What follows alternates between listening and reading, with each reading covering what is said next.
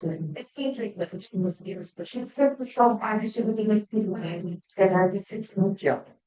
Was im Privatleben speak for that is flexible and to the full time we want to do more time. Yeah. No, I'm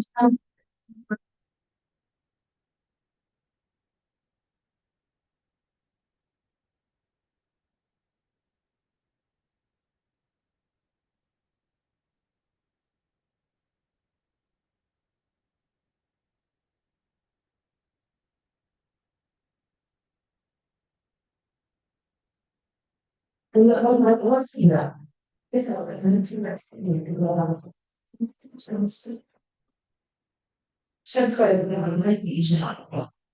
Okay, one bala. Just swallow show that.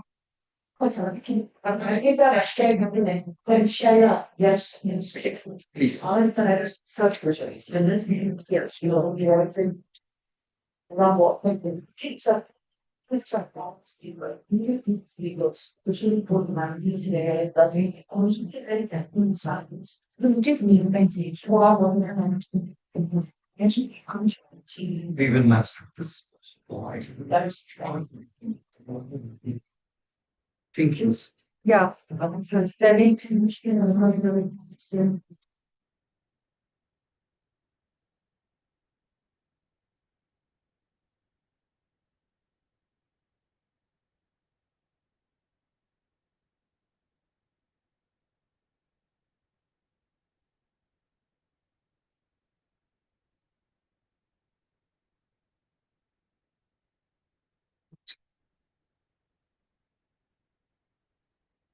Partisans use of them. رستے بندے ان کے جلوس ہوتے ہیں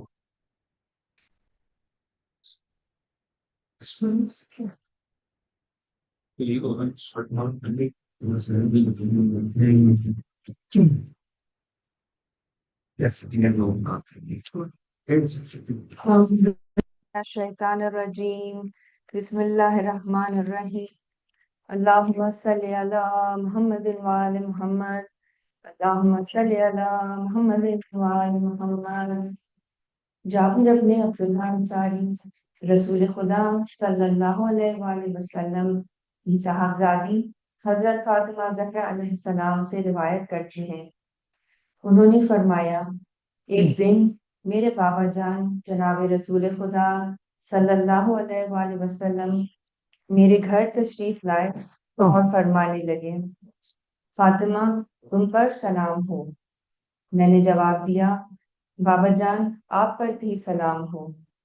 پھر آپ نے فرمایا میں اپنی جسم میں کمزوری محسوس کرتا ہوں۔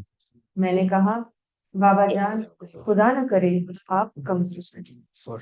پھر آپ نے فرمایا فاطمہ مجھے ایک یمنی چادر لا کر اٹھا دو۔ میں یمنی چادر لے آئی اور وہ میں نے بابا جان کو اڑا دی۔ میں دیکھ رہی تھی کہ آپ کا چہرہ 14ویں رات کے چاند کی طرح چمک رہا ہے۔ ابھی ایک ساتھ نہیں گزری تھی کہ میرے بیٹے حسن علیہ السلام آ گئے اور بولے امی جان آپ پر سلام ہو۔ میں نے جواب دیا میرے بیٹے میری آنکھ کے تارے میرے دل کے ٹکڑے تم پر بھی سلام ہو۔ پھر وہ کہنے لگے امی جان مجھے گھر میں نانا جان کی سی خوشبو آ رہی ہے۔ میں نے کہا ہاں تمہارے نانا جان چادر اوڑھے ہیں۔ بعد میں ہوگا نا۔ اس پر حسن علیہ السلام چادر کی طرف بڑھے اور کہنے لگے سلام ہو آپ پر نانا جان۔ اے خدا کے رسول کیا مجھے اجازت ہے کہ میں آپ کے پاس چادر میں آ جاؤں؟ آپ نے جواب دیا میرے بیٹے میرے حوض کے مالک تم پر بھی سلام ہو، تمہیں اجازت ہے۔ بس حسن علیہ السلام آپ کے پاس چادر میں پہنچ گئے۔ ایک ساعت نہیں گزری تھی کہ میرے بیٹے حسین علیہ السلام آ گئے اور کہنے لگے امی جان آپ پر سلام ہو۔ میں نے جواب دیا میرے بیٹے میری آنکھ کے تارے میرے لختے جگر تم پر بھی سلام ہو۔ پھر وہ مجھے کہنے لگے امی جان مجھے گھر میں نانا جان کی سی خوشبو آ رہی ہے۔ میں نے کہا ہاں تمہارے نانا جان اور بھائی جان دونوں چادر کے اندر۔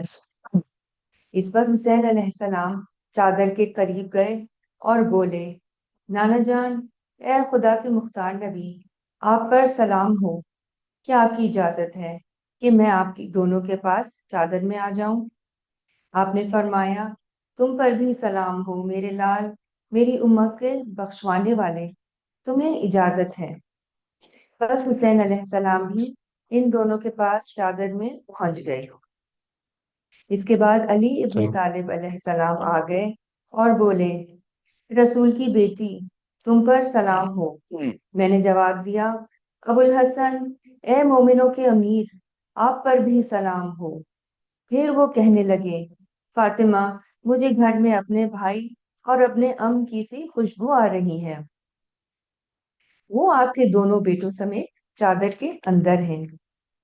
پھر علی علیہ السلام چادر کے قریب گئے اور بولے اے خدا کے رسول، آپ پر سلام ہو، کیا مجھے اجازت ہے کہ میں بھی آپ کے پاس چادر میں آ جاؤں؟ بابا جان سے فرق گیا تم پر بھی سلام ہو میرے بھائی، میرے جانشین، میرے علم بردار، تمہیں اجازت ہے۔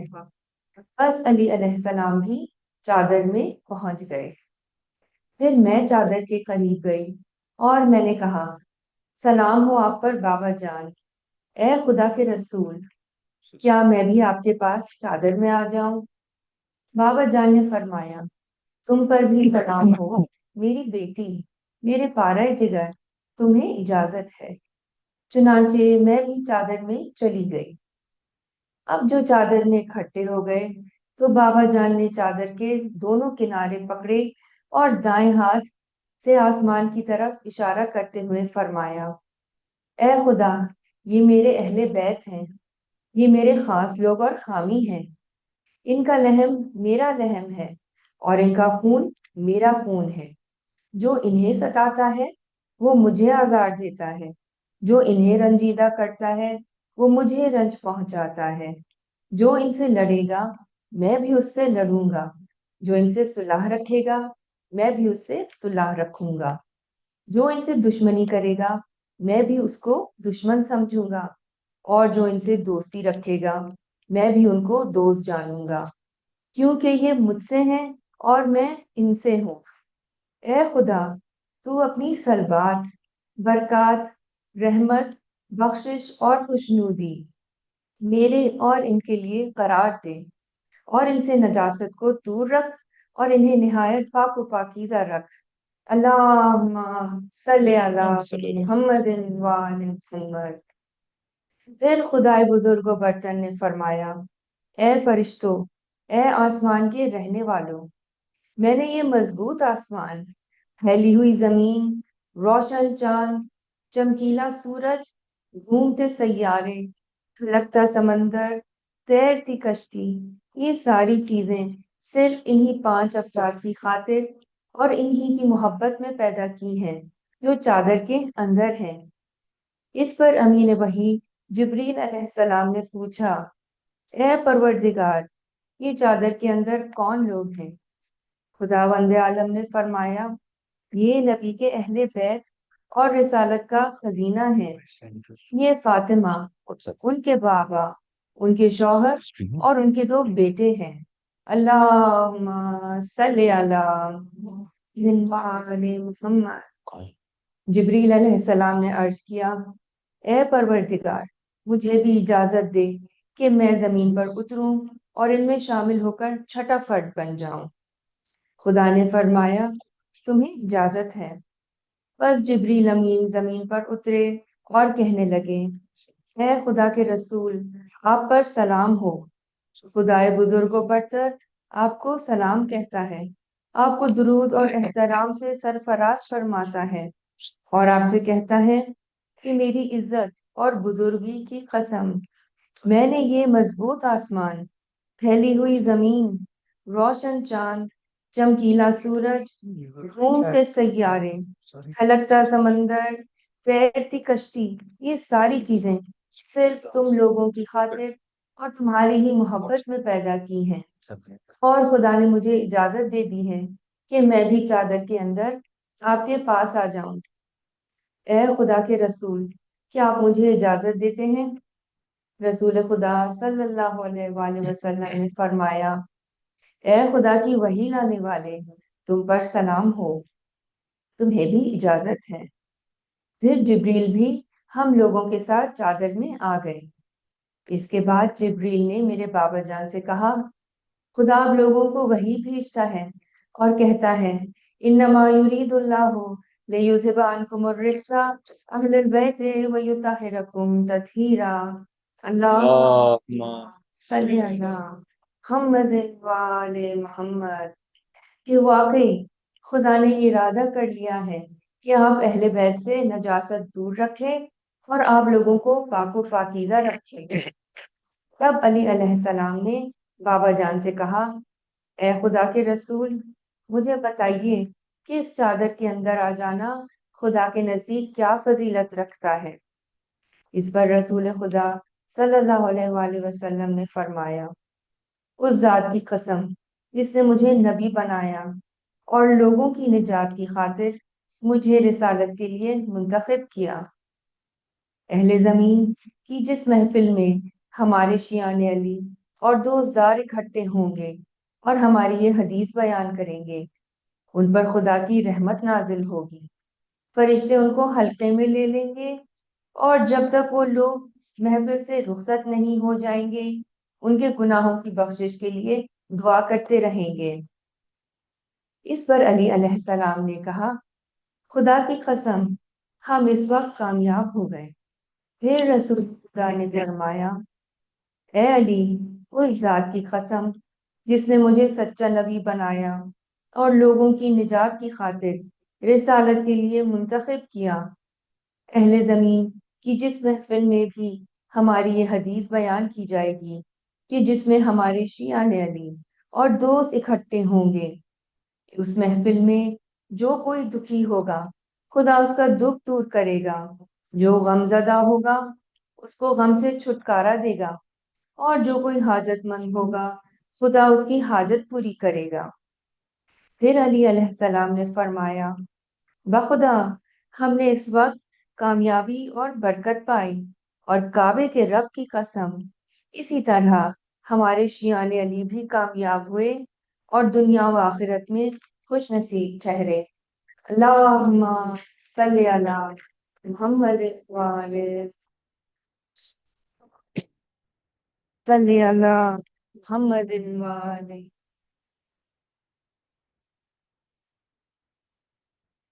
بابا سے بلند آ رہے سلام اللہ صلی اللہ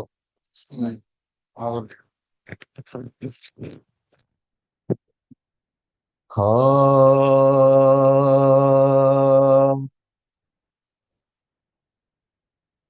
اقربا کٹ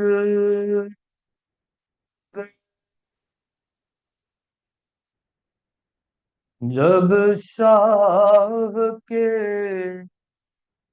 پاری پاری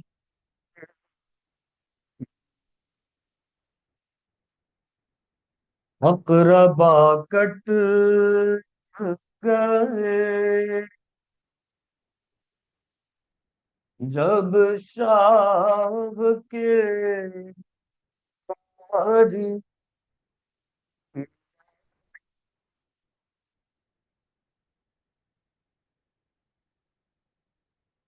اور عدم چلنے کی اس شاہ نے کی تیاری،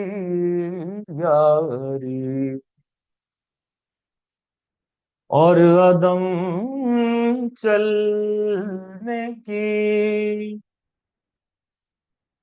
اس شاہ نے کی تیاری، خیمے کا پردہ اٹھا حسین البار ایک خیمے کا پر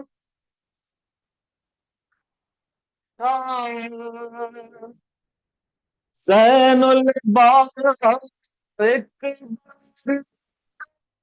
مکر کی طرف کرنے لگے یوں ذاتی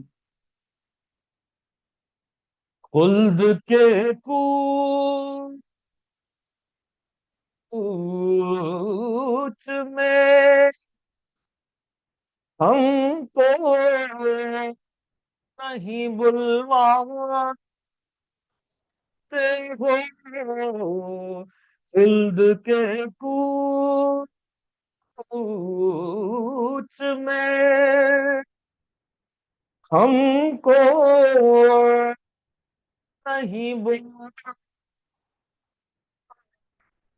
ہو قافلے ہمیں چھوڑ چلے جاتے ہو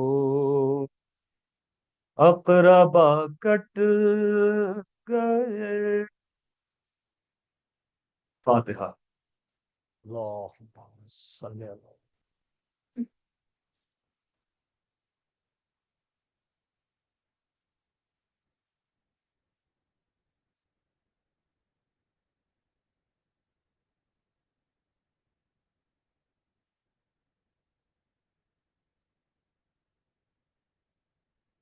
ہاں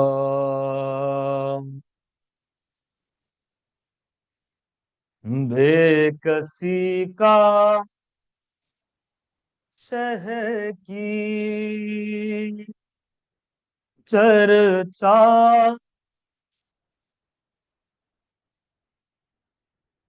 رہ گیا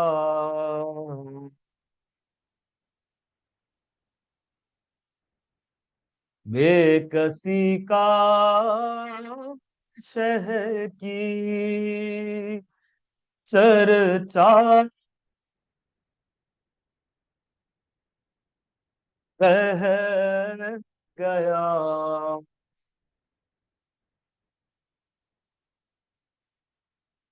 مجرئی مہمان کیا سا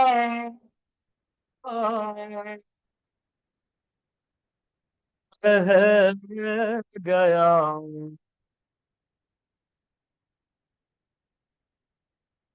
مجرئی مہمان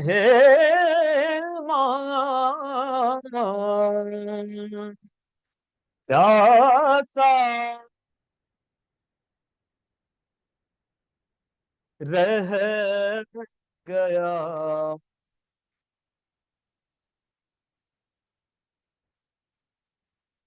سب ہوئے سیر تجھ سے پورا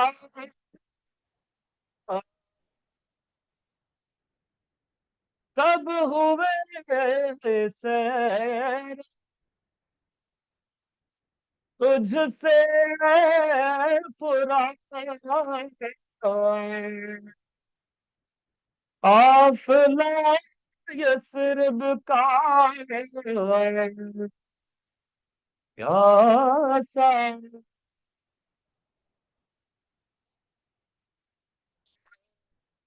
گیا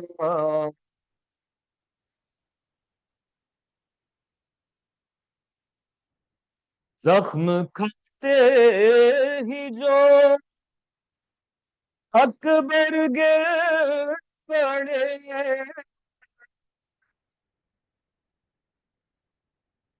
زخم کھاتے ہی جو اکبر گر پڑے ارچھد کے برچی میں کلیجا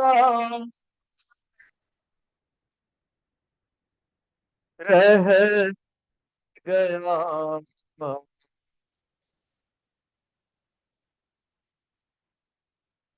ظہر تک سب فا پہنچی خلد میں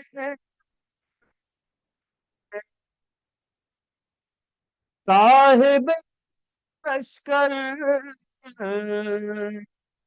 اکیلا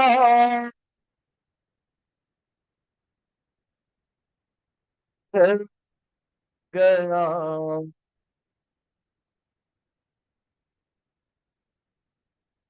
تیر گردن دکھایا دھوپ میں ارے بھر کے ٹھنڈی سان بچہ رہ گیا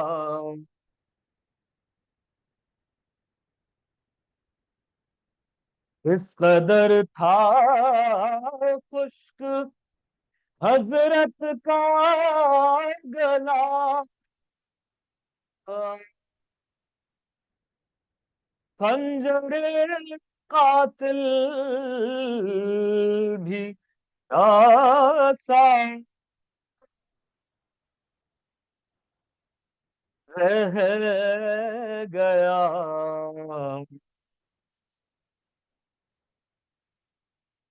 اس قدر تھا خشک حضرت کا گلا خنجر قاتل بھی پیاسا رہ گیا بے کسی کا شہ کی چرچا رہ گیا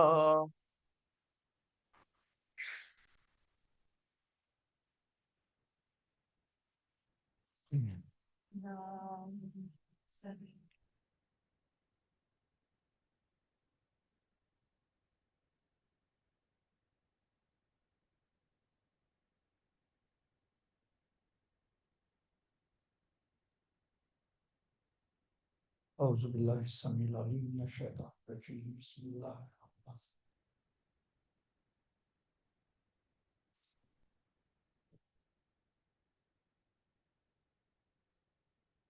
أعوذ بالله السميع العليم من الشيطان الرجيم بسم الله الرحمن الرحيم والضحى والليل إذا سجى کیا یار میں یہ فارمیٹ نہیں کر سکا ہو جائے گا نا اس میں ونڈوز ڈلی ہوئی ہے لیکن وہ آپ کر دیجیے گا فارمیٹ کر دیں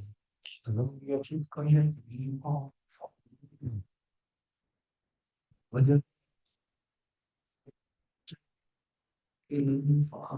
وأما اليتيم فلا تقهر السائل فلا تنهر وأما بنعمة ربك فحدث بسم الله الرحمن الرحيم ألم نشرح لك صدرك ووضعنا عنك وزرك كثيرا ورفعنا لك ذكرك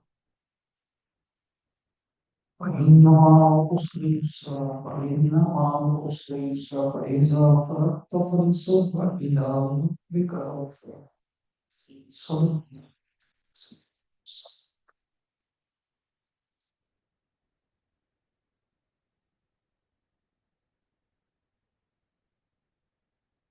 Please the last,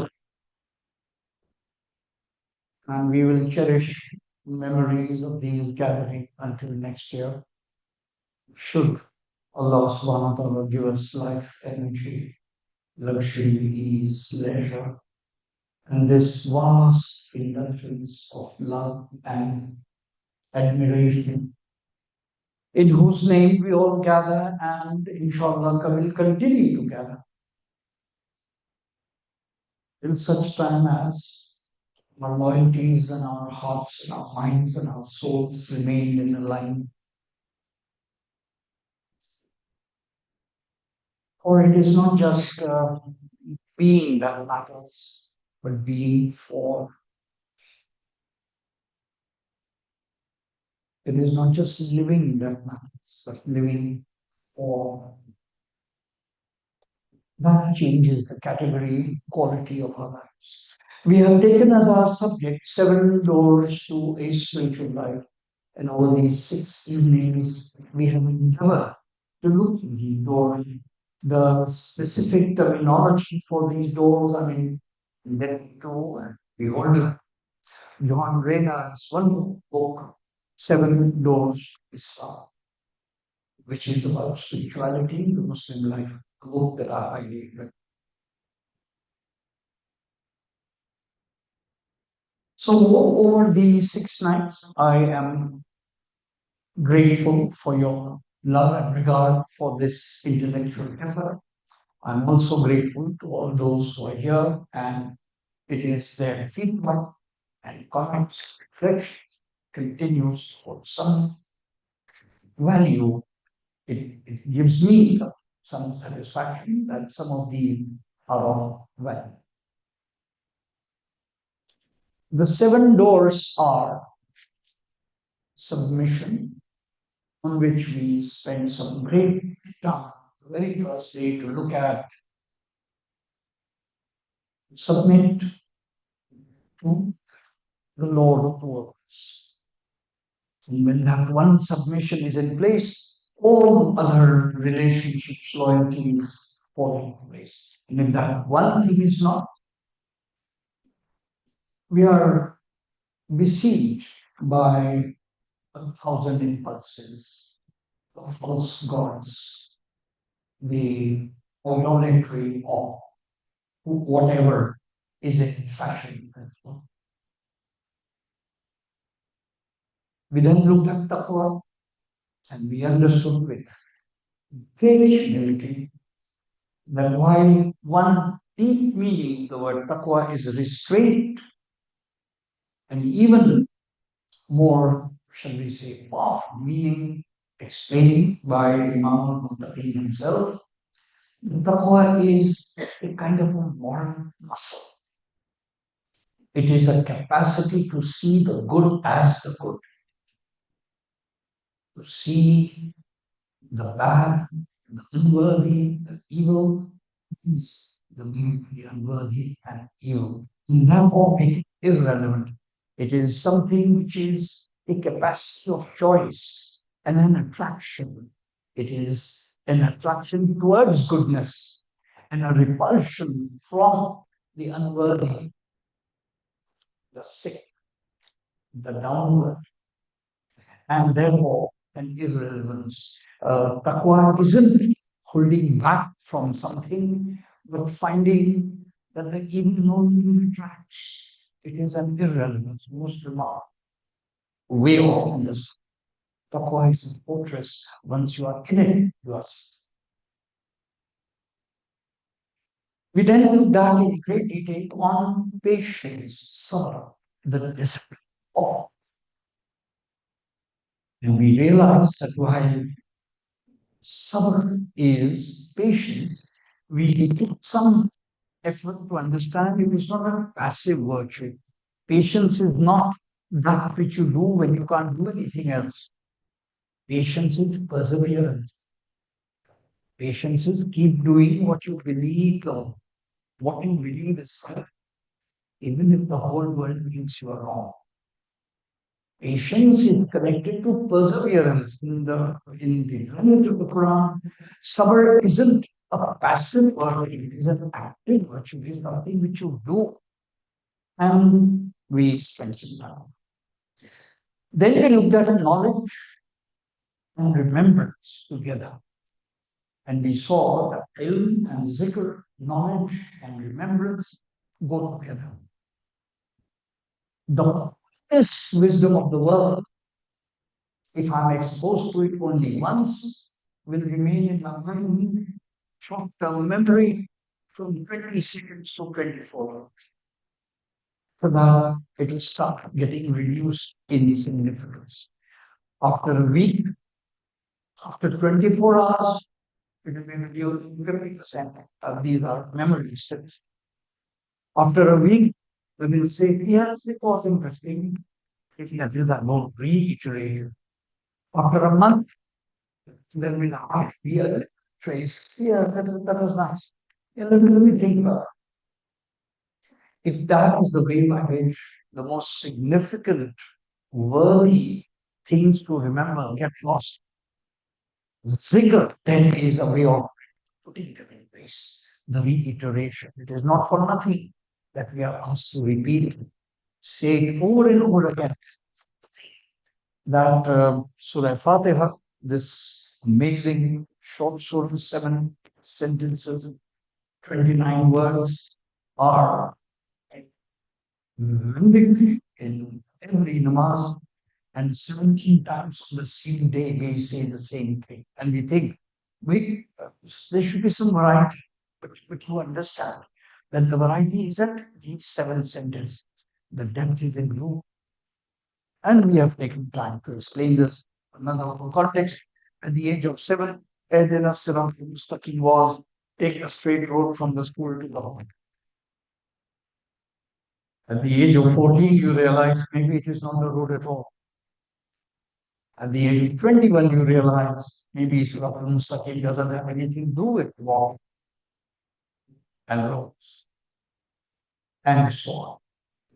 So as you deepen in life, so do these 7 sentences of this magnificent surah. It is not for nothing that the masters have said, indeed, Prophet himself, that the whole of the Quran is summarized in Surah Fatiha. Ladies, थोड़ा सा आगे आ जाए तो जो लोग की बाद में आएंगे जगह सलावत इस पर बहुत please thank you Salawat.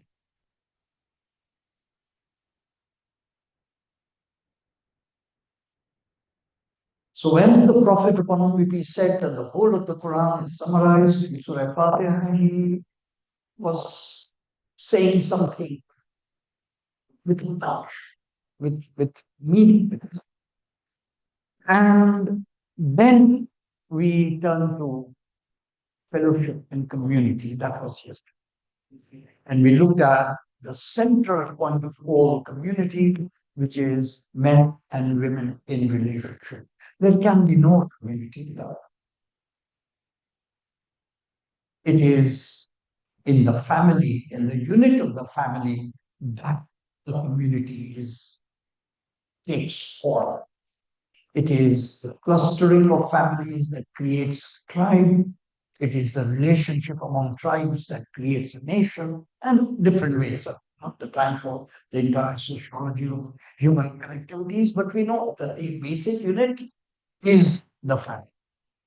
And so it is that we have the word house, Bayt, in Surah Quraysh, فَلْيَعْبُدُوا رَبَّ هَذَا الْبَيْتِ, and therefore worship the Lord of this house. فَلْيَعْبُدُوا رَبَّ هَذَا الْبَيْتِ. From there we have the Bayt, the real God. So we have the house, the whole, as the central metaphor. And it is interesting that in sociology of one school of Western, we consider that society there is the individual and there is the society. This individual is. We consider this to be a duality. There is the individual and the collective. But Islamic thinking says, no. Between the individual and the collective is the family. It is the space where we learn how to get along with. It is the time when we manage. The siblings, members of the family, they manage the resources of the house. If the vehicle has to go place A, elder sister says, I need to go to place B. Younger sister says, all right, you make it 15 minutes later, I'll make it 15 minutes earlier, we'll go together. You learn the give and take of relationship. That's the space. And renovations, we know this extremely well. People who are deprived of this homestead truly have some very major pieces missing in their psychic organization. It is as if some parts are missing, some major jigsaw pieces are missing. Completely different story. Okay. We looked at fellowship. Today we come to our final topic. It will be my effort, understanding to share this strange, simple, basic word, love. The seven doors to a spiritual life are all revolving around home, love, and it will be an effort to open up. Amongst the kinds of strange connections, we've had 6 meetings over 7 doors.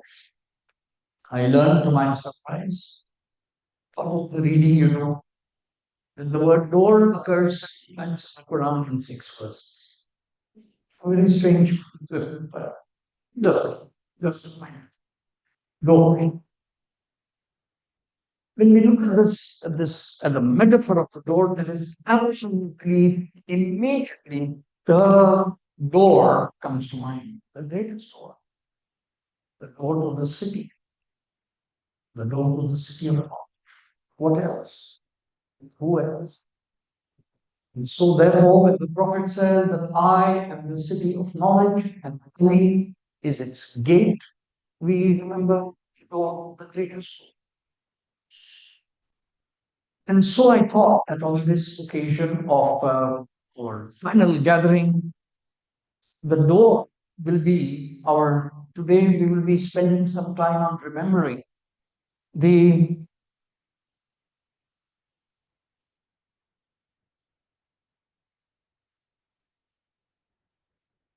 You see, each time we speak about legacies and we say that today is dedicated to Hussein ibn Ali, we know immediately that it is Ali ibn Abi Talib whose legacy is being carried on. So I will take this moment to share a moment of enormous emotional resonance, which is when I myself stood before the door of the Mazar of the Imam. I have the great honor and privilege of attending the at Najar Karbala part of Ziyaras. Part of those who have already been, you would know exactly. Those who have yet to be, prayers, du'as that you do. So,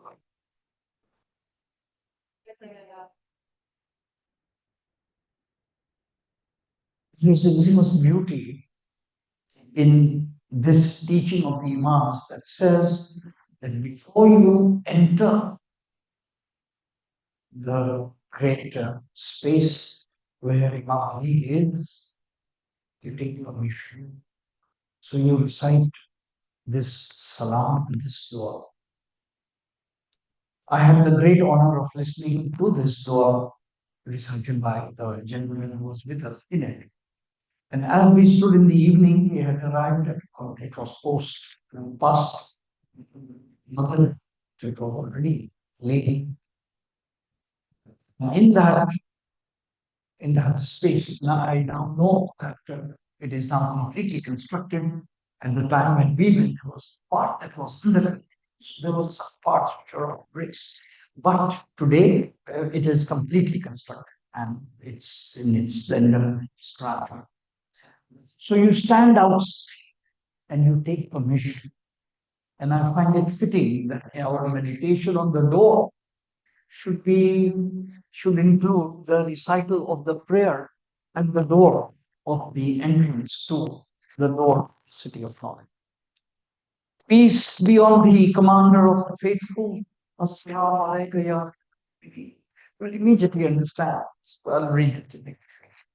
Servant of Allah, the brother of the apostle of Allah, O Master, O Amirul Mu'mineen, I, your servant, son of your servant,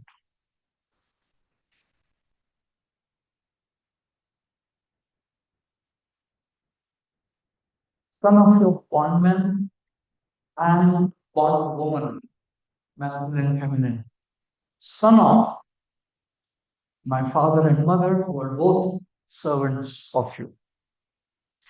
Take refuge in your shelter. I seek your patronage.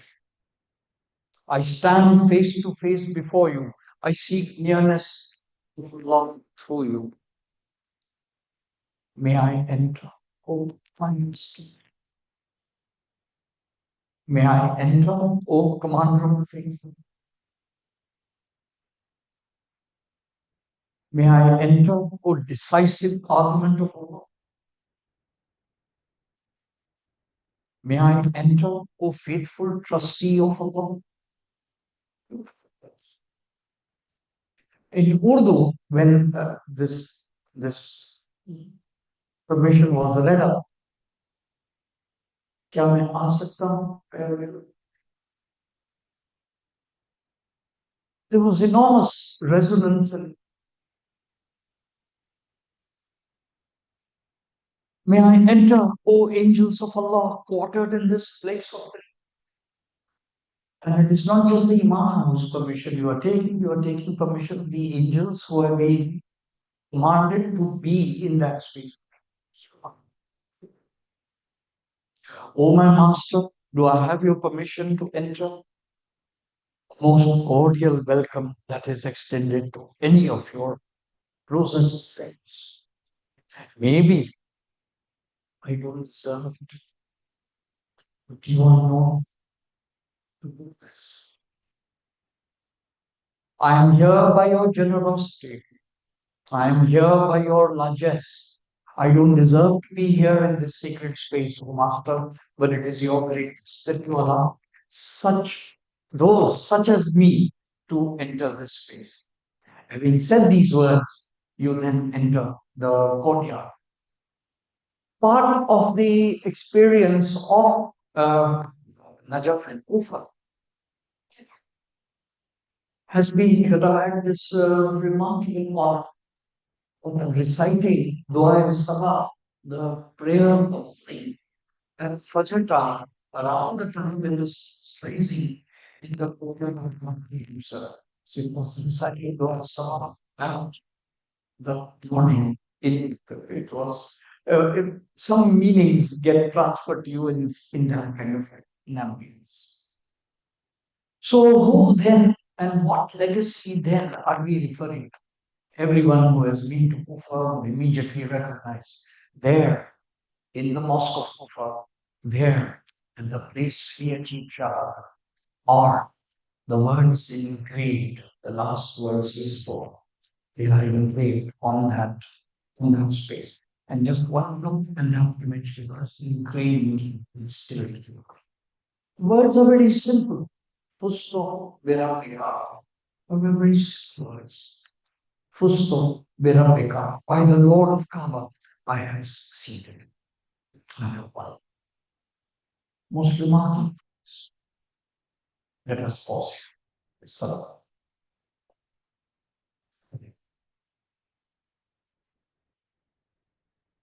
कुछ बोला कि energy बिस्मिल्लाह सलाह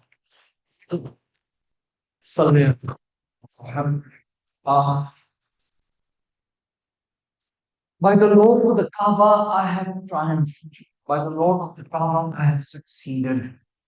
By the Lord of the Kaaba I have accomplished. This is said by the man on the 19th of Ramzan, 40 Hijri, passed away 2 days later, 21st Ramzan. There, if we pause in the camera, on the timeline of history, and we take an overview, a helicopter view of the way the events, there is a sense in which we might say, no, you didn't. You were successful, honorary. You were not. Just about everything that you were against truly prevailed in the world. You were against tyranny, and tyranny prevailed. No need for names. You were against a regime that was oppressive, but it prevailed. After you passed on, not only did it prevail in the person who says, through his progeny. which led to the events that we are hearing. So, in one sense, we, as objective readers of history, all these years later, might turn around and say, Mona, can you please hint what is it that you were successful in? ये क्या कामयाबी थी जबकि कि by every metric that we earthly people, worldly people didn't succeed. Didn't succeed at all. You feel big time. And yet your last words are, I have succeeded. What then did you succeed in? A humble, imaginative answer, beholden to my teacher, Professor Karan, other who have in different conversations given this insight.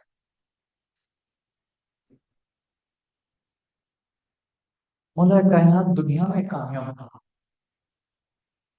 लेकिन वो दुनिया की कामयाबी कब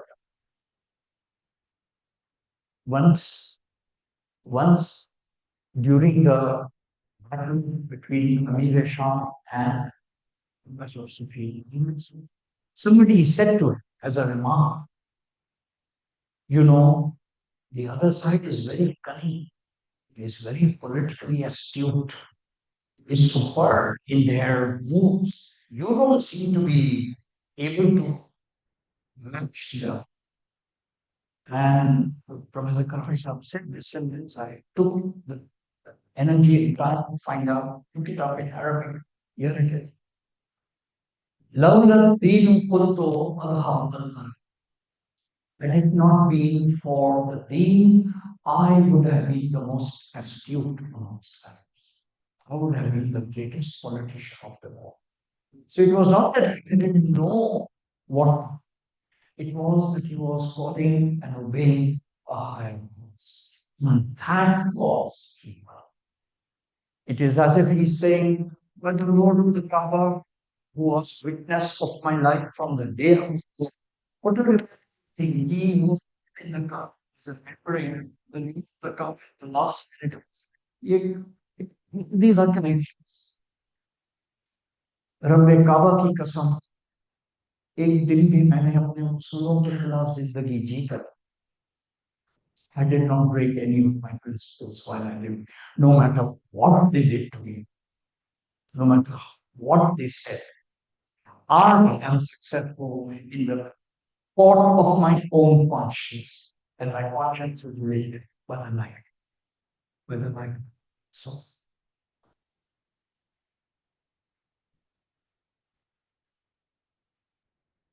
So it is this great this great Imam, whose great son we are here to remember today. And here is then my transition of another peculiar kind of connection. And this connection has taken me a lot of effort. Please bear with me. And if I still manage to fumble a little, pray for me that that the intention with the intellect that I wish to share be finally reached. Pray for me that I'm able to do so.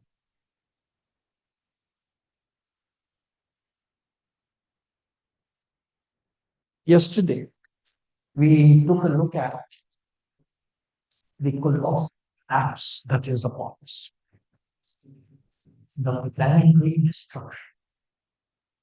And as part of our wisdom, we've said all outward collapses are significant of inward collapse. It cannot but be. Our inward world reflects the outward. The outward world reflects our inward world. They are in mirrors. Hence, this entire Alam-e-Kabir, Alam-e-Saghir philosophy exists. It has been commented upon and understood by the great ones. People have written entire volumes on it. Great thing. So very briefly, we took a kind of a snapshot of the kinds of collapse that will be sent with. And in order now to put some of that in perspective, I would like to share with you a thought experiment. Let us take this thought experiment step by step. If a single athlete is running full speed, full energy of stamina, and you wish to stop his movement, you need some energy. Yeah. Let's begin very. You have an athlete, a strong person, running great speed, and you wish to stop that person, you need energy to stop. If that same athlete is on a bicycle and he is applying his full strength and energy moving, and you want to stop, you need more energy. Be with me step by step. If, however, that same athlete is on a motorcycle and he's going speed and you want to stop him, you will need some more energy. Right now, please don't get me wrong. We don't want to have an accident and kill the person. We only want to stop. We are simply saying that it takes some kind of energy more than the previous two examples. Right? We go a step. If that person is in a four-wheeler vehicle and that is going at full speed and you want to stop them, you will need more.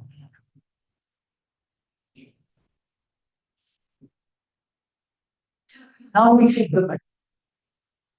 Now speed isn't the point, but the volume, the vehicles. Now that person is driving. And if you wish to stop that tank in motion, it is not fast, but it is in motion. You will need lots of energy to stop. So we built a gradation. Yeah. Now we take this a step further. Now suppose we imagine, no, it isn't a human tank that is involves volition and direction and somebody deciding that I get into the tank. Now we move to nature. Imagine a snowball rolling down. And it gathers the plants and the trees and the other stuff by gravel, and as it comes down, it grows larger. Now, if there is an entire village of 450 households, it will wipe them up in speed. It cannot be seen. Now it takes to stop that, you need a different kind. You don't need energy now, something else. You're with me so far. This brings us to the state of the world we are in. We are in a state of collapse where the planetary destruction, where the forces that decide the climate change, the heat, the temperature of the oceans, the melting of the glaciers, the cumulative effect of the harm that is on the planet now has reached a point which seems we have overshot. We have that window of opportunity is becoming lesser and lesser. Teachers who study these things say that we have max a window of about 20 years in which if we still wish to change course, we can, but perhaps even that is too late. Even that already it is, we are into the collapse. Now, if you are with me so far, we now need to understand this state of helplessness and failure in a new paradigm and in a different paradigm. During the last 24 hours, I went through an experience where I learned this wonderful Urdu verse. शरीक जुर्म ना होते तो मुखबरी करते, हमें खबर है लुटेरों के हर ठिकाने की।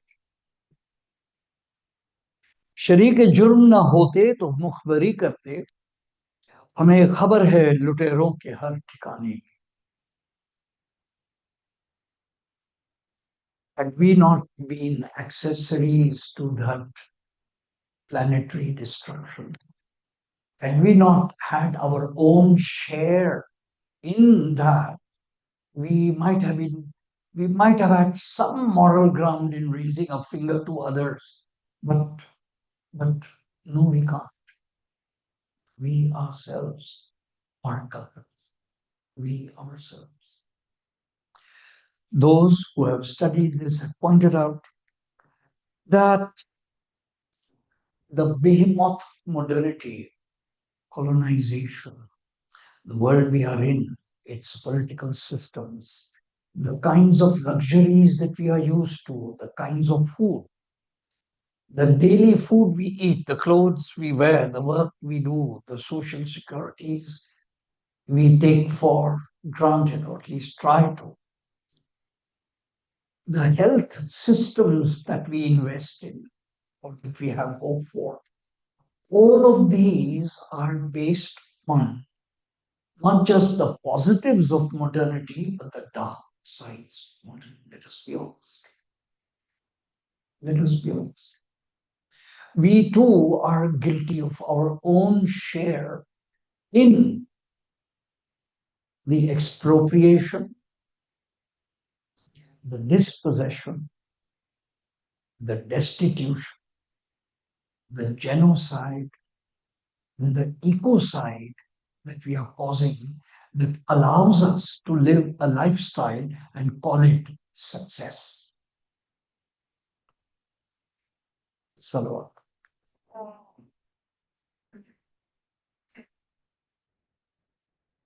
I have brought you by a strange intellectual path to this moment, that we who are aware, scholars tell me that there are levels of awareness. One, the first level is no awareness at all. Those who are asleep and those who are dead. Those who think sab acha hai. Nothing can be said to them. Nothing can be. उनके लिए तो मसले के साथ गुफ्तगू ही नहीं हो सकती. Then we come one level, there are 5 levels. Then we come one level, those who believe that there is one problem, a problem so serious that if that was solved, everything else would be all right. And all of us have a favorite problem out there in the world. भाई तालीम को ठीक कर दें, सब ठीक है. फौज के अखराजात ठीक कर दें, सब ठीक है. मुल्क का बजट थोड़ा बैलेंस कर दें, सब ठीक है. All these are true. All these are real. But then there are people who say, but this one problem is so serious that all the others are not important. This is slightly better than those dead and asleep people. But soon, those who take the trouble to analyze soon realize, but things are related. There isn't just one problem, there are many problems. And these problems are related. So then they say, oh, but we can't stop the issue of corruption if we don't also look at the issue of justice. And we can't solve the problem of justice and corruption if we also don't look at the political process. But then who does get elected? Oh, we need to look at education, which decide. So we suddenly realize that these interconnected things. Then we realize not only are the problems interconnected, they are intractable. At this point, the human sensory system goes into freeze mode. Freeze. वो इतने सारे मसले back वक्त तो ठीक होने के नहीं है. So therefore we will do nothing. That's the danger. Therefore we will do nothing. And therefore we will continue. And as I sarcastically quoted yesterday, the US Senator who says, we will continue to party until the lights go out. But he is wrong. When the lights go out, if you continue using the resources the way you are using, with all the waste and if you continue to do so, the lights will never come on again. So isn't it better that you did something while the lights are still on? Even if you have like the last 20 minutes to go, shouldn't you do something to do while the light, rather than totally deplete, totally destroy, and then say, okay, now to the light, let's figure out. But by that time, you don't understand the lights will never, the limits to growth. The planet has a limit. There is a limit to how much drinkable water there is. There is a limit to how much plants, forests, trees, and the whole rest we've.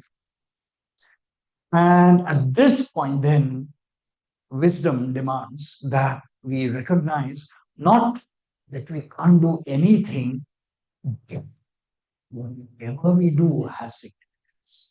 It just changes the paradigm. Whatever we do has significance. Whatever we do has ripples. So if one individual present in this room decides that I will reduce plastic, it has consequences. If one of us decides that we will cut down on some of the processed food that we have, it has consequences. And so it goes on. So rather than going into freeze mode and saying, well, since all the problems are related and all the problems are all connected, therefore nothing we do matters. Let us just continue. That instead of that intellectual abdication, we actually take intellectual possession. We take our role as caretakers of this planet and as the individuals whose lives are worth it. Yesterday, I made this remark, and we quoted Surah Maida, where in turn, Surah Maida is quoting the Torah, which is very interesting. The Quran has a direct quotation from the Torah.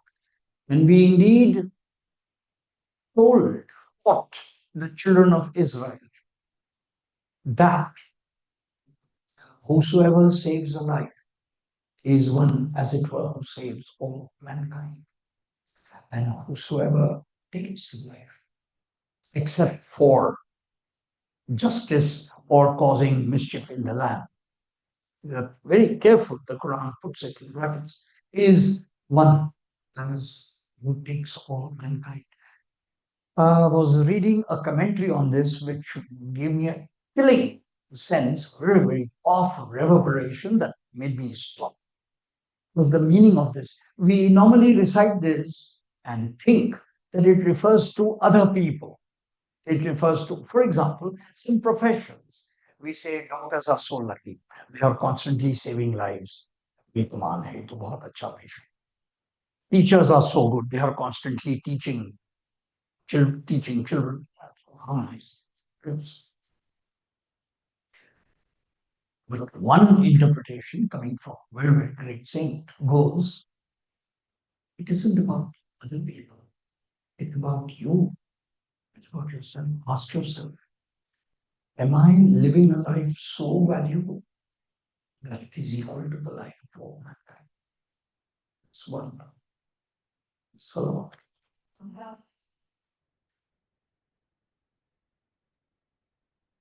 is my life so valuable? Is the things I do so valuable that I'm able to say with a fraction of humility that my life is worth a little? And you soon realize, to our great shame, no, it is not. No, it is not. We do all sorts of foolhardy, irrelevant, banal, foolish, ephemeral, forgettable, idiotic things. And then we need to remember, but wait. One life is worth all mankind. It isn't other people, it's your life. What a chilling realization as a spin to the meaning of that sentence. Salawat.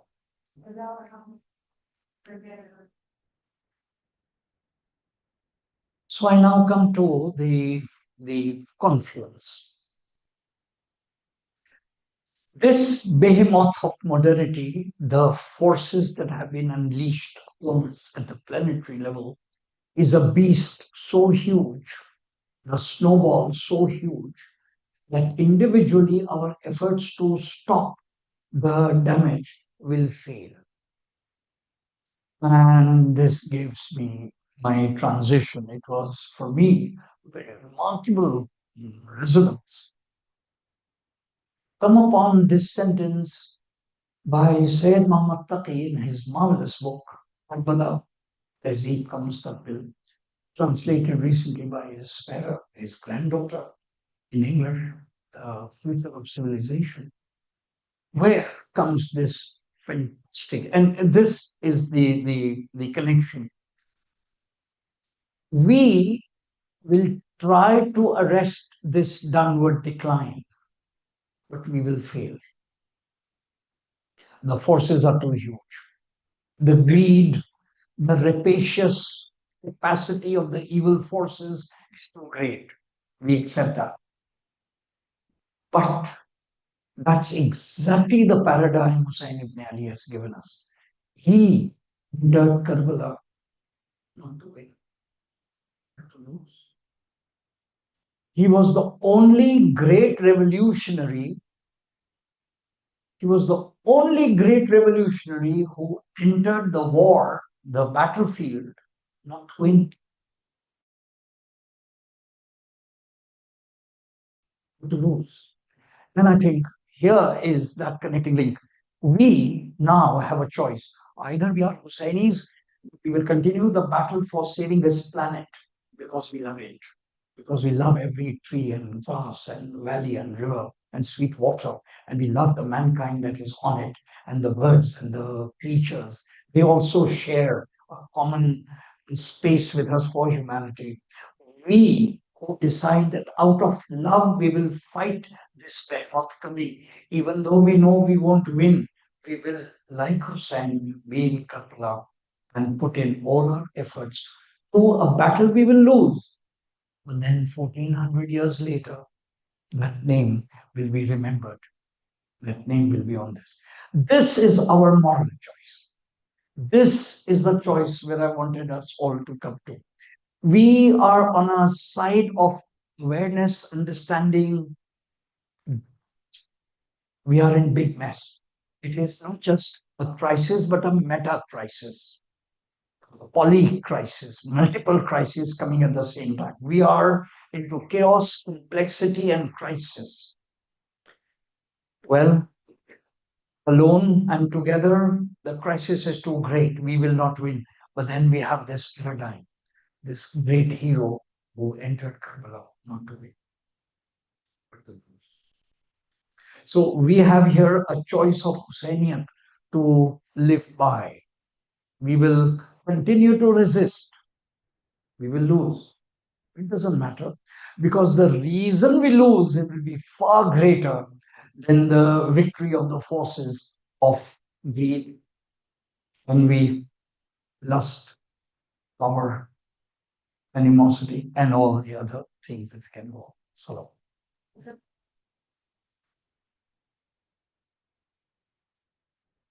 the sentence from Sayyid Taqi is wonderful.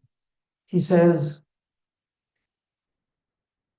शिकस्त के लिए कोई दुनिया का रहबर, कोई revolution इनकलाब लाने वाला मैदान जंग में नहीं आया, वो हमेशा आया जीतने के लिए. सिर्फ हुसैन इब्न अली ने ये रिवायत कायम की. So we are now on our moment. We always remember, as we shall, the Imam's words, deeds, moments with certain. We remember. Let us remember the earlier part of the day briefly. What was happening from morning after Ali Akbar gave the azan? What was happening during Zohar time, from morning to Zohar when the sun was? What did the camp of Karbala do? What did the battles and the shahadats and the others throughout the day? And at Asr time, it is the Imam. We will turn to that. But it is interesting. The Imam did not come to Karbala as in a very, very different context. Professor Karar Sahab used to say, बेटा Karbala में आने वाले लोग कुछ पस्त हौसला थके हुए रोते हुए लोग न थे. The people who entered the men of Banu Hashim, the family of the Prophet, they were not the morose VP types who said, "Oh dear, okay, let us get killed." Uh, they put up a most robust fight, and then uh, children who are more aware of Wikipedia than they need to may look up the Battle of Karbala and look up these details. It is there. Throughout the day, the companions of Imam Hussain, the caretakers, the Ansar Hussain, the Ashab Hussain, the Awlad Hussain, whom we remember in our they were busy. They had tactic, not very many tactics. They made a trench on the side and filled it up with wood. And when the enemies around gathered, they wanted to make sure that all the attacks would be only from the front where the encampment was. And we that fought the wood on fire.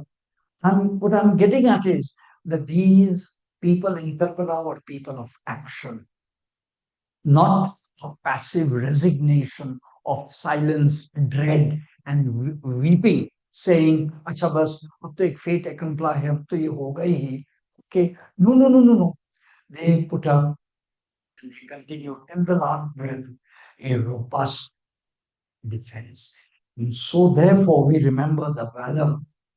And it is that valor in whose name we will continue for whatever we can do for the planetary mega crisis, even though we know that it won't work, we will fail. So, despite that, the energy to remain steadfast should come from the metaphor of the greatest hero of the war of Karbala. So,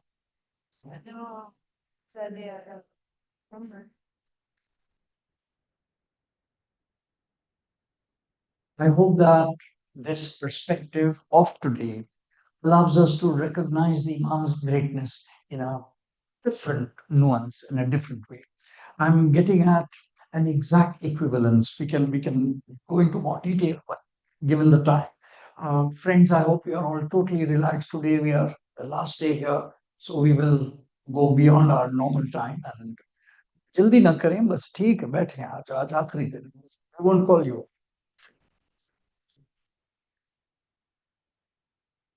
Imagine the Islamic world at the time when the Imam has to take this stand.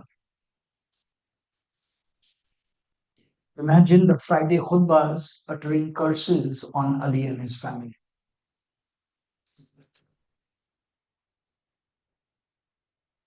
Just that one sentence should make us pause. Imagine the state machinery giving a face of Islam totally unworthy of the Blessed Messenger and his family. Imagine the family recognizing that something must be done, the counter revolution. Imagine a modern writer uses the word, with the passing of Ali, a corner of the sky was broken. Because of all the things Ali most regretted during his caliphate was how the wonderful edifice built by the Prophet was somehow marred by some decisions not worthy. Not the time for detail, but just a hint that there were some unworthy decisions that marred. He saw that happen in front of him. Corner of the sky was broken. And so we come to our conclusion today. I'll benefit from that and enjoy his. जब भी सदाकत मोहम्मद पर आंच आई है बेटे ही तो आगे बढ़े ईमान वाले ही आगे बढ़े 28 रजब को निकलते वक्त मेरे मौला ने कहा अगर मोहम्मद का दीन मेरे कत्ल के बगैर नहीं बच सकता तो तलवारों आओ मेरे गले को काटो ये he knew long before he entered Karbala itself that this is going to happen.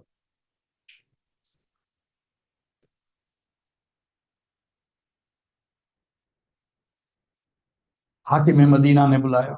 کیا عجیب مرحلہ فکر ہے. حاکم مدینہ نے بلایا, حسین کے سامنے خط رکھا, بیعت کا مطالبہ کیا, اور حسین یہ کہہ کر اٹھے کہ یہ تنہائی کی رات کی بیعت سے کیا فائدہ, ذرا صبح ہونے پھر دیکھیں کہ کس کی بیعت ہوگی, کون لائق بیعت ہے. یہ کہہ کر باہر آئے, عباس کے کندھے پر ہاتھ رکھا اور کہا, بھیا اب مدینہ رہنے کے لائق نہ رہا. سامان سفر کی تیاری. 27 رجب کو دن گزرے. رات کو جو واقعہ پیش آیا, راوی کہتا ہے حسین عباس کو حکم دے کر اپنی دولت سرا میں تشریف لے گئے. نصف شب تک حسین عبادت الہی میں مصروف رہے, اور اب جو باہر نکلے تو قدم جما جما کر چلتے ہوئے پر مطہر رسول پر آئے, سلام کیا. السلام علیکہ یا جدہ, نانا آپ پر میرا سلام. یہ کہہ کر دونوں ہاتھ قبر مطہر پر رکھے اور اپنا سینہ تعویذ قبر سے متصل کر دیا. رو رہے تھے حسین اور یہ کہتے جا رہے تھے, نانا اب مجھے اپنے پاس بلا لیں, یہ دنیا رہنے کے قابل نہیں. نانا مجھے اب اپنے پاس بلائیں. یہ کہتے کہتے حسین کی آنکھ لگ گئی. خواب میں پیغمبر اکبر آئے, سینے سے لگایا, کہا بیٹے ابھی تو آپ کا سر نوک نیزہ پر آویزاں ہونے والا. آنکھ کھلی, حسین نے بے اختیار کلمہ ترجیح زبان پر بلند کیا, انا للہ و انا الیہ راجعون, اور اس کے دونوں ہاتھ بارگاہ الہی میں بلند کر کے کہا, مالک وہ وقت آ گیا ہے جو تیرے علم میں ہے. تو پروردگار مجھے تجھ سے دعا کر رہا ہوں, میرے لیے یہ طے کر دے کہ اس پورے اقدام میں جو بھی عمل کروں میں اس میں تیری رضا شامل ہو, تیرے اس رسول کی رضا بھی شامل ہو.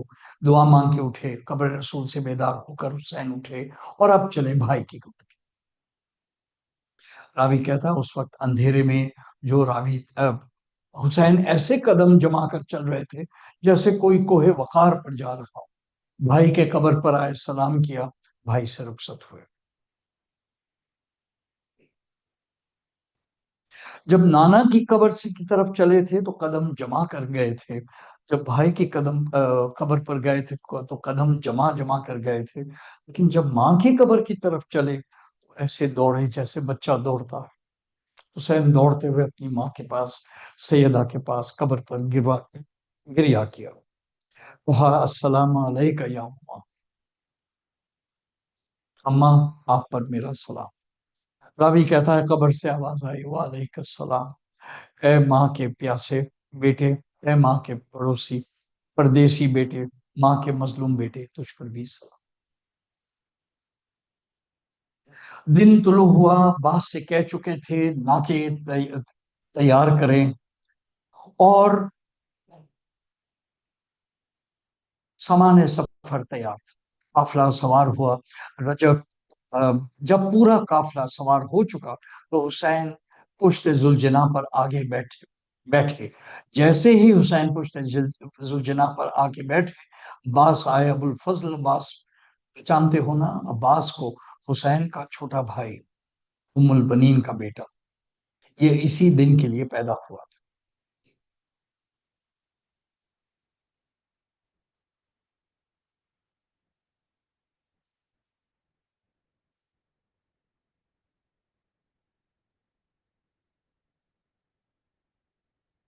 اس رجب کو قافلہ چلا. 3 شعبان کو سرزمین مکہ پر وارد ہوا. حسین ابن علی نے 8 ذی الحج تک شہر میں قیام کیا. دنیا کی کوئی تاریخ یہ نہیں بتاتی کہ حسین نے اس پورے عرصے میں شعبان, رمضان, شوال, ذوالقعدہ, ذی الحج اور ذی الحج کا 1 ہفتہ اس میں کوئی فوج جمع کی ہو, اسلحہ جمع کیا ہو, کوئی تاریخ نہیں ملتی. And so we know that war, the actual violence was never the point. Pakistan کا نظریہ دینے والے شاعر نے کہا کہ اگر حسین کا مدعا سلطنت ہوتی, سلطنت حاصل کرنا ہوتا, تو وہ اس طریقے سے سامان سفر درست نہ کرتے, ایسا نہ چاہتا. 8 ذی الحج تک میرا مولا خانہ کعبہ کی عبادتوں میں مشغول رہا. 8 ذی الحج کو جب مجموع نے پورے عروج پر تھا تو ایک مرتبہ نبی کے نواسے نے خطبہ دیا اور یہ آواز دی, حاجیوں میں حجیوں کے بھیس میں قاتلوں کے وفود آ چکے ہیں، میں یہ پسند نہیں کرتا کہ میں کروں گا کہ میرا خون حرم کی حرمت زائل ہو، اگر خون ہی بہنا ہے تو حرم کے باہر ہے، یہ کہہ کر سفر اختیار کیا۔ دوسری محرم کو حسین کے زلجنا چلنے سے ملا، اور وہ وقت آیا میرا مولا اکیلا رہ گیا۔ حسین نے دائیں دیکھا اور بائیں دیکھا اور آواز دی، ایکم بجوادی، ہے کوئی میری زلجنا پر لادنے والا؟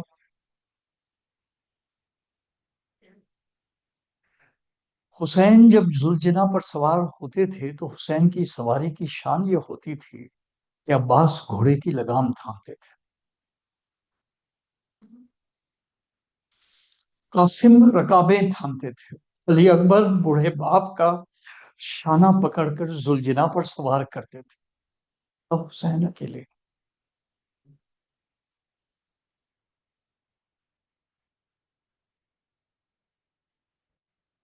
نہ قاسم ہے، نہ عباس، نہ علی اکبر۔ آواز دی، ہے کوئی میری سواری کو لانے والا؟ ایک مرتبہ خیمے کا پردہ اٹھا، علی کی بیٹی تینوں کو الٹتی ہوئی آئی اور کہا، بھیا جب تک زینب زندہ ہے آپ کو اکیلا چھوڑنے کا۔ حسین سوار ہوئے، گھوڑے کی ایڑ لگائی، گھوڑا نہیں بڑھا، ٹوٹا ہوا دل تھا حسین۔ ایک مرتبہ زلجنا کی گلے میں باہیں ڈال کر کہنے لگے، زلجنا اکبر کے ساتھ چھوڑ دیا ہے، عباس نے ساتھ چھوڑ دیا ہے، قاسم نے ساتھ چھوڑ دیا ہے، اون محمد چلے گئے، زلجنا میرا کوئی ساتھی موجود نہیں، کیا آخری وقت میں تو بھی میرا ساتھ چھوڑ دے گا؟ زلجنا گردن ڈالے ہوئے کھڑا۔ ایک مرتبہ حسین کے کانوں میں کسی بچی کے سسکیوں کی آواز آئی، ان جو مڑ کر دیکھا تو دیکھا سکینہ پچھلی ٹانگوں سے لپٹی ہوئی ہے اور کہتی جاتی ہے، زلجنا میرے مقتل میں لے۔ یہ سننا تھا تو حسین زلجنا کے نیچے آئے، بچی کو گود میں لیا۔ کچھ دیر تک حسین سکینہ سے باتیں کرتے رہے، جب باتیں کر لی تو ایک مرتبہ کہا، سکینہ مجھے چھوڑو، شاید میں تمہارے لیے پانی لے آؤں۔ بس یہ سننا تھا کہ بچی نے حسین کے دونوں شانے تھام لیے، کہا، بابا اچھا عباس بھی یہی کہہ کر گئے تھے، واپس نہیں آئے۔ کہا، سکینہ چاہتی ہے تیرے نانا کی امت بخشی جائے؟ کہا، ہاں بابا، بس تو پھر مجھے اجازت دے۔ اور بچی نے ہاتھ ہٹا لیا، کہا، جائیے بابا، میں نے اجازت دی۔ حسین میدان میں آئے، تلوار کھینچی اور فوج یزید پر حملہ کیا، یہ کہہ کر حملہ کیا، تم نے میرے عباس کو بھی نہیں چھوڑا، تم نے میرے اکبر کو بھی نہیں چھوڑا، تم نے میرے 6 مہینے کے بچے کو بھی زندہ نہیں چھوڑا، اب آؤ دیکھو شجاعت۔ میں شجاعت کے لیے تیار ہوں۔ فوجیں بھاگی، حسین گھوڑے پر بھاگتے ہوئے فرات کے کنارے پہنچے، رکاب پر زور دیتے ہوئے کھڑے ہوئے، کہا، عباس اٹھو، بوڑھے بھائی کی جنگ دیکھو۔ اور ایک مرتبہ فضا میں آواز آئی، یا ایتھا النفس المطمئنہ، ارجعی الی ربک راضیۃ مرضیہ۔ حسین یہ جنگ کا ہنگام نہیں ہے، حسین بس اب واپس آ جاؤ، رضا بقضائہ و تسلیما لامر، یہ کہہ کر تلوار کو نیام میں رکھا، سر کو جھکایا۔ پوری مقتل کی تاریخ میں جملے ذمہ داری سے عرض کر رہا ہوں، وہ فوجیں جو دور دور تک بھاگ گئی تھیں پلٹی، 4 حصوں میں تقسیم ہو کر آئیں، تلوار کو نیام میں رکھ چکے تھے، کہیں سے تلواریں آئیں، کہیں سے نیزے آئے، کہیں سے تیر آئے، کہیں سے پتھر۔ میرا مولا زخمی ہوتا چلا گیا۔ ایک مرتبہ زلجنا کے کان میں کہا، زلجنا अकबर का वहीं मुझे ले जाकर उतार दे। देखा जुलजना मेरा अकबर कहाँ है, मुझे वहीं ले जाके उतार। जुलजना ने हुसैन को अकबर के करीब उतारा। लश्कर में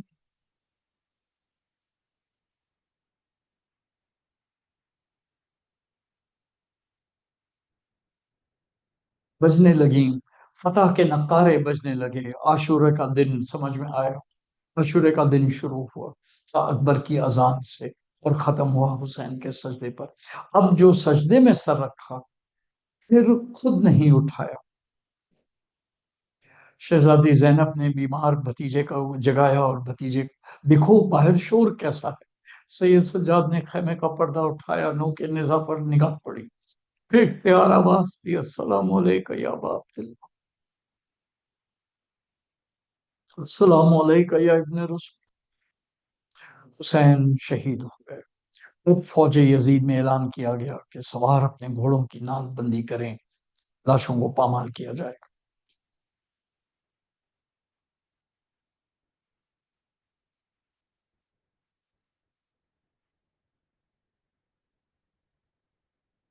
जब लाशें पामाल हो गई तो एक मर्तबा फौज यजीद चली खेमों की तरफ, जिसके अंदर बीबियां बैठी हुई थी। बीबियां निकली नहीं थी। जब चली ना फौज खेमों को लौटने के लिए, फौज यजीद ने खेमों से कबीला अकबर इब्ने वाइल की एक औरत निकल आई और उसने अपने बाल खोल दिए और फौजियों से कहने लगी, तुमने मर्दों को कत्ल किया, मैं नहीं बोली। तुमने बच्चे शहीद किए, मैं नहीं बोली। ये कहाँ जा रहे हो? ये कनीजें नहीं है, मोहम्मद की नवासियां हैं। करबला के बन में शाम गरीबा आ गई। खैमे जल गए तो गरीबों की शाम, ये सिसकती हुई बीबियों की शाम, ये बिलखते हुए बच्चों की शाम, उन रुखसारों की शाम जो तमाचों से जख्मी हुए, उन कानों के लबों की शाम जो गोशवारे नोचे जाने के से जख्मी हुए।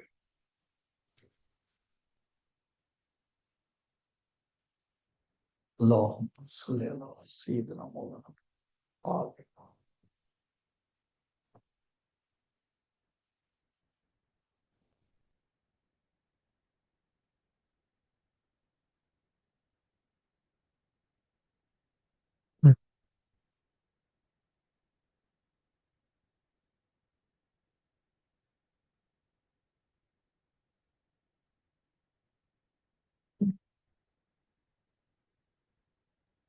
मातम में तेरे तड़पेगी जमी और अर्शे मुअल्ला रोएगा।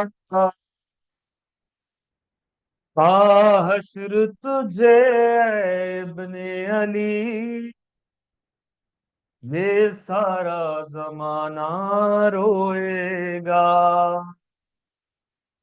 साहिल पे जो तूफान आएंगे, अब्बास की याद आएंगे, और मशके सकीना के गम में फिर कतरा कतरा रोएगा।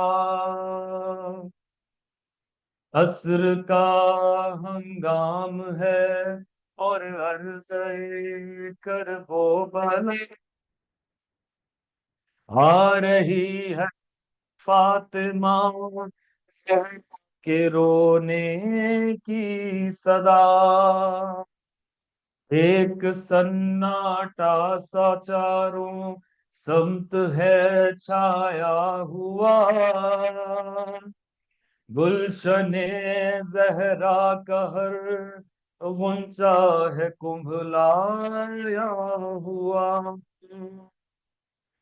खामोशी में ढल गया एकदम वो अंदाज़े अतर, अब नहीं आती किसी बच्चे की आवाज़े अतश।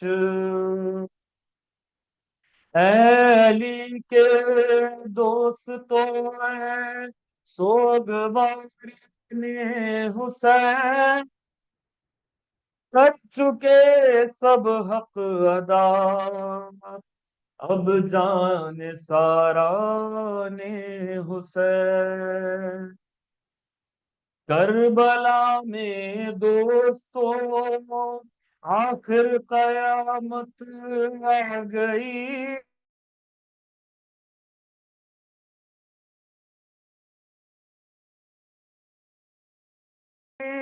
اس ساتھ آ گئی، گر غازی سر کے بدلے جام کوثر لے چکا، ہر صحابی اب دعائے بنت حیدر لے چکا،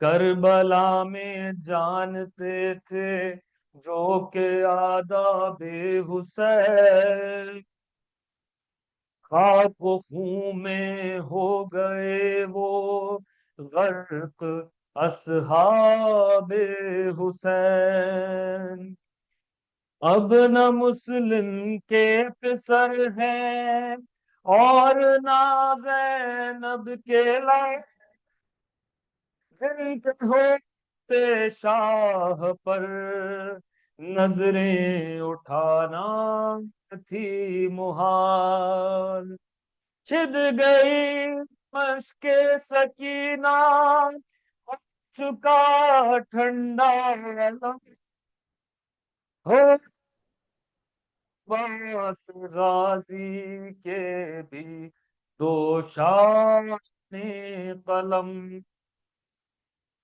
رو چکی کڑی الجواں کی لاش پر خود بھی اجل، رہ اکبر کے دل میں ٹوٹ کر برچھی کا پھل، آخری رخصت کی خاطر جا چکے در پر امام، گونج اٹھی کربلا میں وہ صدائے سلام، اصل اہل ہر اے بنت زہرا السلام، پاس اور کلثوم کبریٰ السلام، اے میری خالی سکینہ اور رقیہ السلام، اور فرسا میری ماں کی کنیزہ السلام،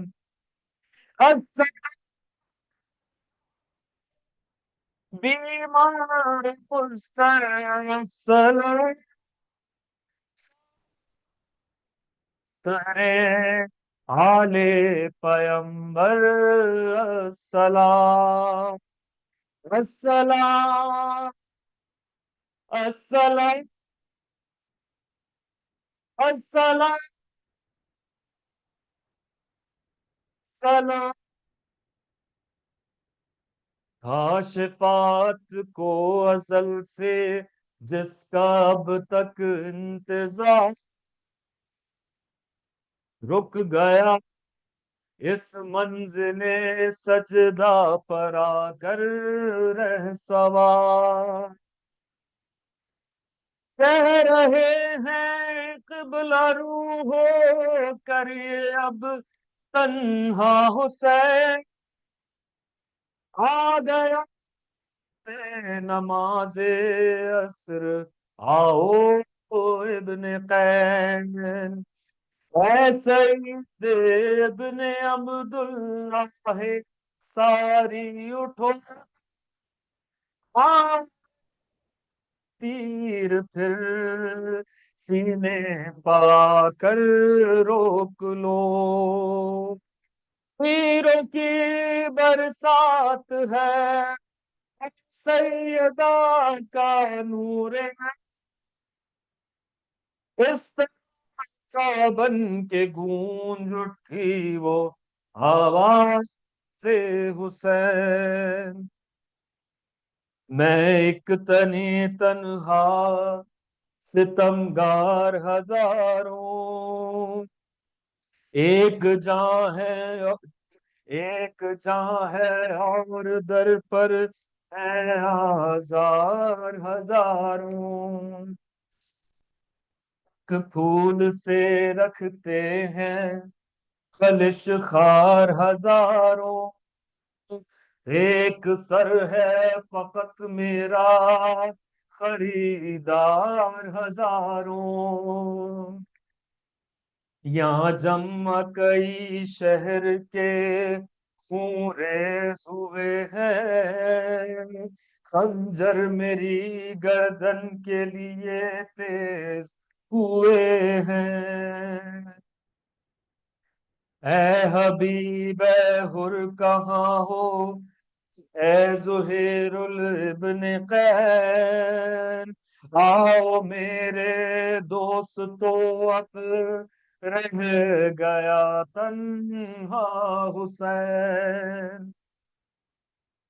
اے میرے عباس میرے شیر میرے باوفا، اڑے مارتے ہیں تیر آقا کو تیرے اہل جفا، اے میرے اکبر میرے کڑیت جوان نور نظر، آ گئی قتل میں بیٹا دیکھ زینب ننگ سر، زیر خنجر ہو رہا ہے آخری سجدہ ادا، کہ ہونٹوں سے وہ بھری لا الہ کی صدا، آخری سجدہ ہے یہ اور آخری تدبیر ہے، آج سے اسلام نامے مسلک شبیر ہے، آندھیاں چلنے لگی زلزلہ بھی آ گیا، گہن میں آفتاب کربلا بھی آ گیا، ماتم میں تیرے تڑپے گی زمین اور عرش معلا روئے گا، تا حشر تجھے اے ابن علی یہ سارا زمانہ روئے گا۔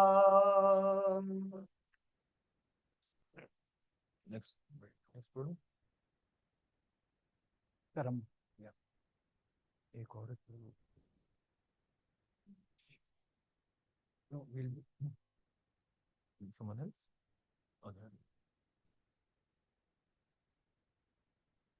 مانگتی ہوں پڑھ دوں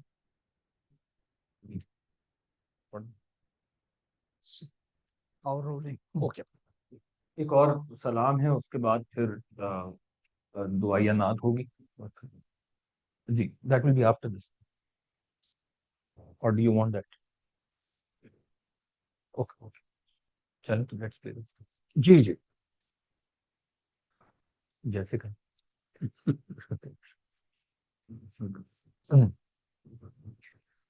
دو اشعار دو تین دو تین ہاں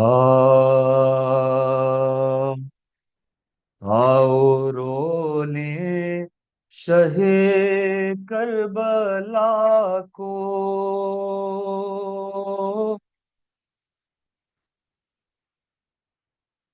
آؤ رولیں شہ کربلا کو، زندگی کا ہے زندگی کا بھروسہ نہیں ہے، جو بھی گرتا ہے اس غم میں گرم مانگتی ہوں ریڈی ہے کوئی کار جاتا نہیں ہے، آؤ رو لیں شہ کربلا کو، جب جلے ہوں کہ خیمے حرم کے، جب چھنی ہوں گی سر سے ردائیں، جب جلے ہوں گے خیمے حرم کے، جب چھنی ہوں گی سر سے ردائیں، کیا بنی ہوگی سیدانیوں پر،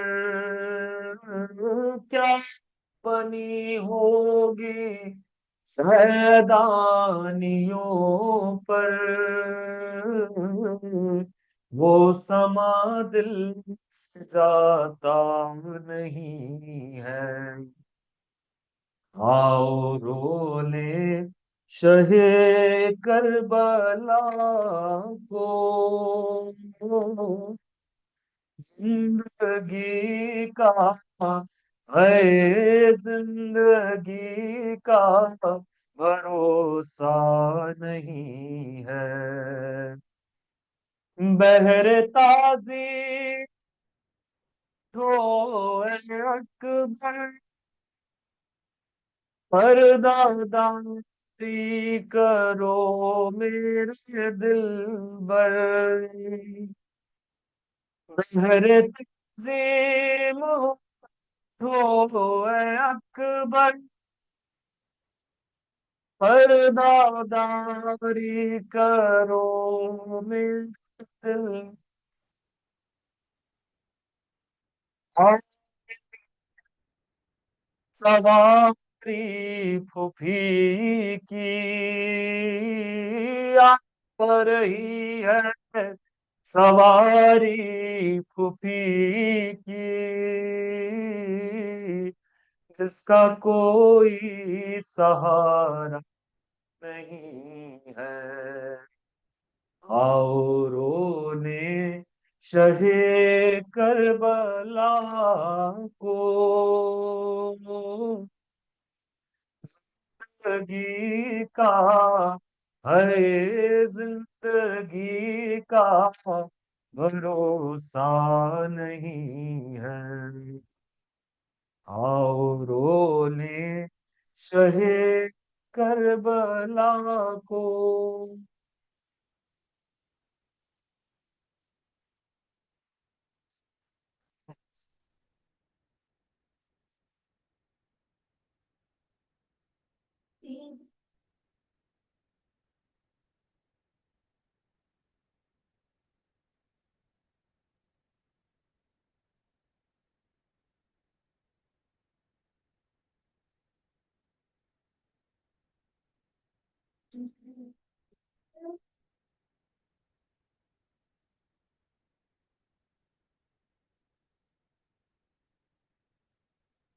کرتے ہیں تھوڑا سا بہت فرق پڑے گا، مائکرو فون یہ آف کر دیں.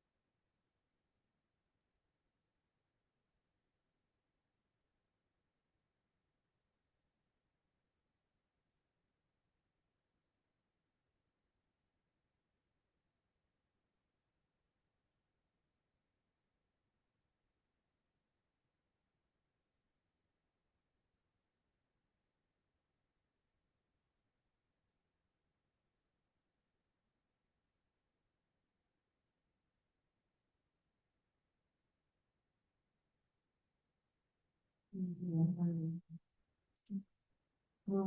want to really recite a small dua for good health, and I've been asked to especially pray for Sarah Sharma, a 10-year-old girl suffering from brain cancer, and Zarina Sarcher, who's 84 and has Parkinson's and is just operated on the hip fracture.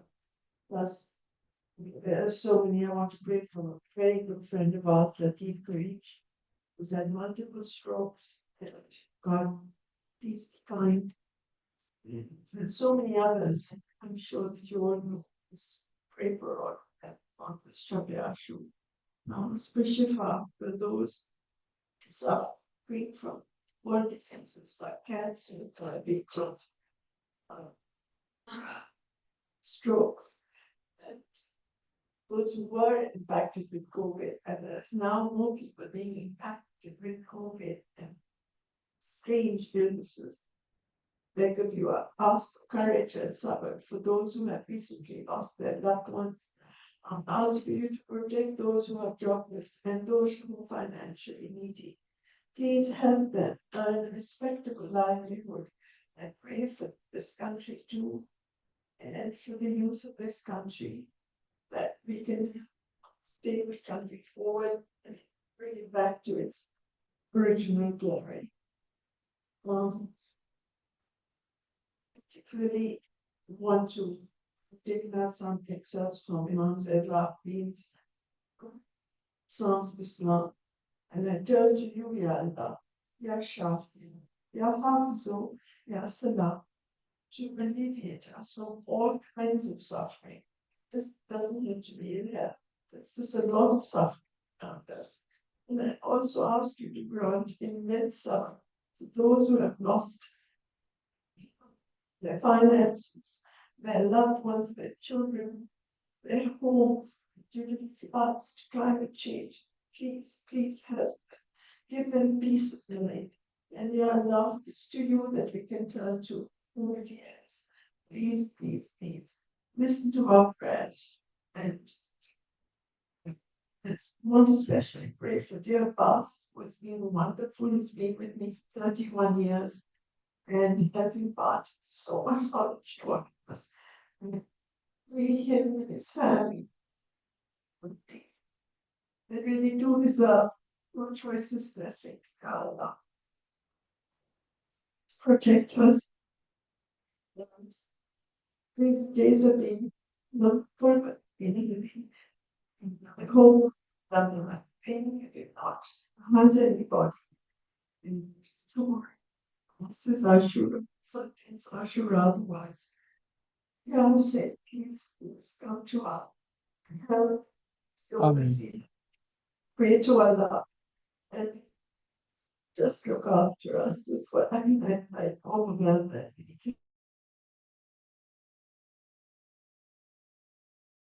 Speak.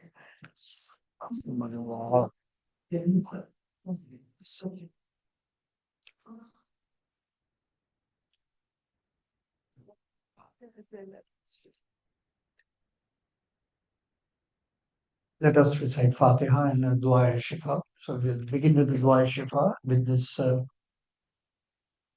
prayer that this light and this Shifa reach wherever it is needed to all those amongst us here, in this city, in this country, in this region, in the world.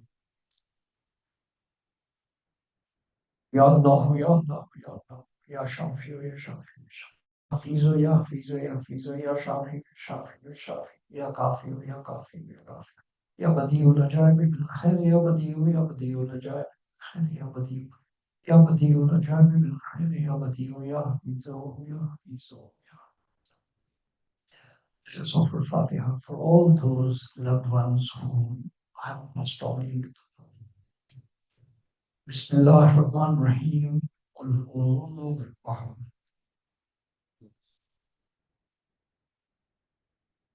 Bismillah ar-Rahman ar-Rahim. Qul huwallahu ahad. Bismillahirrahmanirrahim. Qul huwallahu ahad.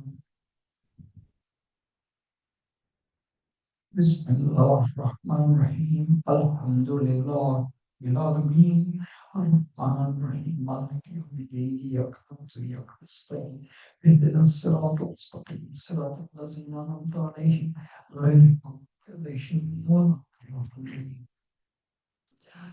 اللهم صل على سيدنا مولانا محمد وعلى آل سيدنا مولانا محمد بعدد ما في جميع القرآن ألفا حرفا بعدد كل حرف ألفا ألفا.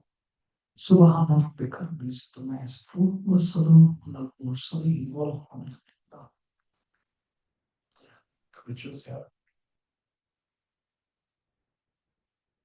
السلام عليك يا رسول الله. السلام عليك يا نبي الله. السلام عليك يا شفيع المسلمين. السلام عليكم ورحمة الله وبركاته. السلام عليك يا أبا عبد الله.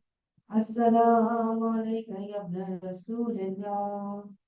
السلام عليك يا ابن أمير المؤمنين وابن سيد الوسيم. السلام عليك يا ابن فاطمة الزهراء سيدة النساء العالمين. السلام عليك يا ابن خديجة الكبرى أم المؤمنين والمؤمنات. السلام على الحسين وعلى علي بن الحسين وعلى أولاد الحسين من أصحاب الحسين وأنصار الحسين، خصوصا سيدي مولاي أبو الفضل العباس ابن أمير المؤمنين سقاية الإيمان دشت كربلاء. السلام عليكم ورحمة الله وبركاته. آقای غریبان، مولای بیکسان، بادشاہ خراسان، زامنان یتیمان. السلام علیک یا مغیث الشیعة والزوال، السلطان ابو الحسن یا علی ابن موسیٰ ایوہ الرضا ورحمة اللہ وبرکاتہ. السلام علیک یا صاحب العصر والزمان، علمان علمان علمان فتنة الزمان. السلام عليك يا شريك القرآن. السلام عليك يا إمام الإنس والجن. السلام عليك يا أجل الله تعالى فرجك وسهل الله مخرجك وزهورك. السلام عليكم ورحمة الله وبركاته. اللهم صل على محمد لمبے تکبیر. اللہ اکبر. یا رسول اللہ. یا علی. ثانیہ زین. I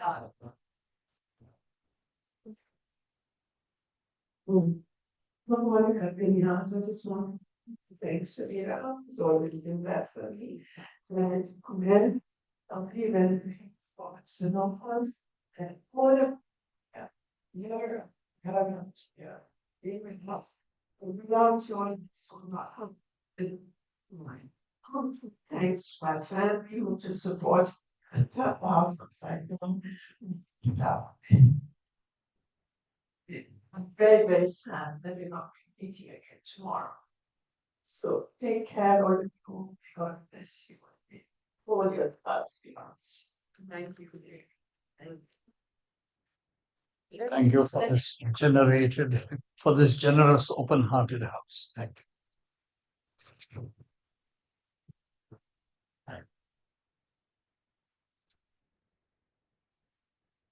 Right.